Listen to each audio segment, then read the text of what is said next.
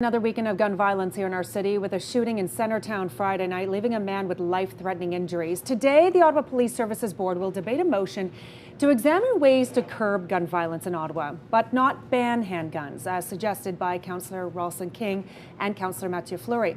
Now, to chat more about the debate on handguns here in the city, we are joined by Councillor King this morning. Good morning. Nice to see you. Good morning.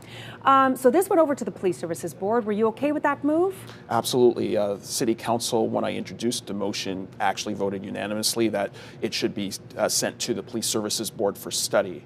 And so the motion that's before Police Service Board today is to undertake a environmental scan of our city to determine what are the customized initiatives that Ottawa can undertake as a city to combat gun violence. The problem at hand here is what at the core do you think? There's the fact that guns are being used, there's too many guns to begin with, we're not intercepting kids with guns, or I should say young adults with guns. Where do you think the bottom line is here as far as the problem, the root problem that we need to get to? I think the root problem is really underinvestment in marginalized communities. We have communities such as Hetherington, such as Overbrook and my ward that really do require a tremendous amount of investment in social programs for youth to ensure that we can divert youth from engaging in criminal activity and gang activity. So it's very important. I know that other municipalities and criminologists right here in Ottawa have suggested that we need the police service working in partnership with social agencies to ensure that we can divert youth from getting into gangs in the first place. And we can do that through enhanced educational opportunities, recreational opportunities. But the key, I think, is major investments in those communities to ensure that youth have a better option than joining a gang. And so does that mean that we're shifting away from saying we just need more police on the ground? Because that shooting that took place here on Dalhousie, just outside of our studios a few weeks ago,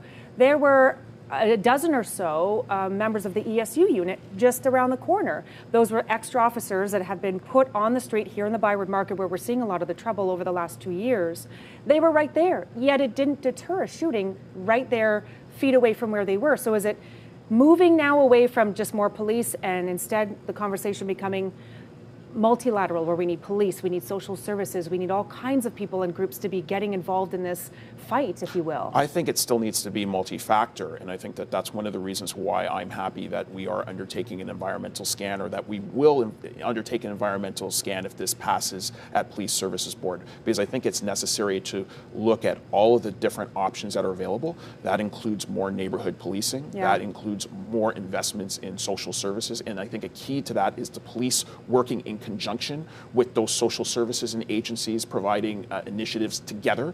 Along with surveillance, I think that we do need to actually have a conversation about it. I don't think that the evidence bears out that surveillance or CCTV actually works. Yeah, but we should because that shooting in itself right there was right underneath cameras from the pizza joint. Exactly. And but I do believe that we need to have a clear basis of evidence to make our decisions. I think that evidence-based policy making is probably the most practical way, and that also includes an examination of gun control. So I think that we have to look at all the different facets that affect this issue. Are you happy to see community police officers going back, that program returning? Do you think that could make a difference, having more police officers back in the respective communities? Some of them that we are seeing higher crime, such as Vanier, such as South Ottawa. Are you happy for that one? Absolutely, because when I was president of the Overbrook Community Association before I was elected to City Council, I was a strong advocate to ensure that we brought back neighborhood policing. I think the principal problem is in a lot of scenarios, the policing has been reactive and not proactive. We need the police in the community, seen amongst the community, people building trust with neighborhood police officers. That's going to, I'm happy to see that that's going to happen in Overbrook beginning this autumn, based on the announcement that the Ottawa Police Service has made, and I fully support that. Are you worried, Councillor, that it's just a matter of time before we see an innocent bystander shot in the city? Well, we've already seen that. I actually met with parents of a child who was shot in the Byward Market over the weekend.